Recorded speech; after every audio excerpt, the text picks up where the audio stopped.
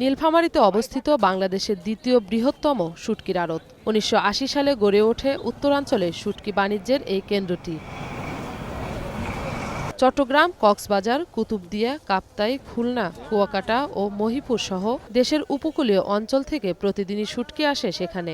পাশাপাশি প্রতিবেশী দেশ বার্মা ও ভারত থেকেও আমদানি হচ্ছে নানা প্রজাতির শুকনো মাছ। ব্যবসায়ীদের তথ্যমতে এই আড়ত বাজারে প্রতিদিন গড়ে ১৫ থেকে ২০ লাখ টাকার শুটকি কেনাবেচা হয়। সেই হিসেবে মাসে লেনদেনের পরিমাণ দাঁড়ায় প্রায় ৪ থেকে ৬ কোটি টাকা। এখান থেকে সারা বাংলাদেশ শুটকি সাপ্লাই হয়, শুটকি আসে এবং যায়।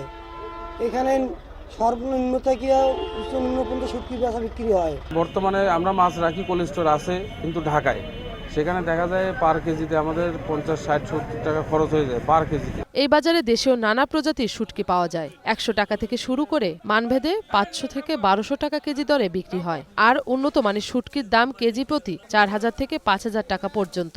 সব কোয়ালিটির মাছই এখানে ভালো জাতের মাছ পাওয়া যায়, কেমিক্যাল ছাড়া। আর কেমিক্যাল জাতীয় মাছ এখানে চলে না। সুলভ মূল্যে, আড়তে সুলভ মূল্যে একটু পাওয়া যায়।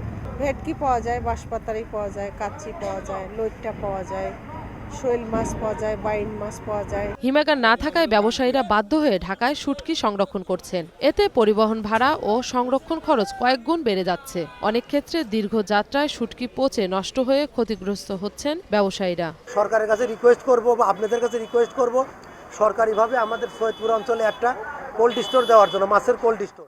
এবার সেল খুব স্টাফ খরচ, যে কর্মচারী স্টাফ আছে তাদের বেতনের টাকাই হবে।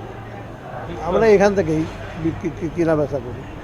আর মাল আসে বাইরে থেকে, ইন্ডিয়া থেকে আসে, মানে যারা ইনপুট আছে, লাইসেন্স আছে তারা আসে। জেলা মৎস্য কর্মকর্তা জানান, আধুনিক হিমাগার ও লজিস্টিক সুবিধা গড়ে তোলা হলে শুটকি বাণিজ্যের পরিমাণ আরও কয়েক কোটি টাকা বাড়তে পারে। সিজনের সময় কিছু খরিদ্দার আসে, তাছাড়া বাকি বছর আমাদেরকে বসে থাকতে হয়, আমরা ক্ষতির সম্মুখীন। যে কারণে আমাদের এখানে খুব জরুরি প্রয়োজনে একটা কোল্ড স্টোরেজ দরকার সরকারিভাবে।